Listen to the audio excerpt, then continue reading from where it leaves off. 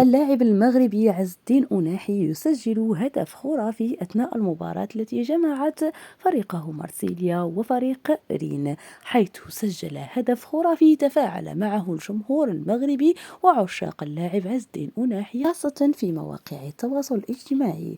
اللاعب أناحي سجل هدف خيالي وذلك بعد مراوغته لخمسة لاعبين بطريقة رائعة. اللاعب المغربي بدأها من منتصف الملعب يسجل هدف ولا في الخيال. الهدف الثاني كان عن طريق اللاعب عز الدين أناحي، أما الهدف الأول فكان عن طريق اللاعب أوباميانغ. يخلد الاحتفالية كل من اللاعب أمين حارث وعز الدين أناحي باحتفالية شهيرة لمغني الراب الفرنسي غول. الصورة التي تفاعل معها نشطاء الفيسبوك.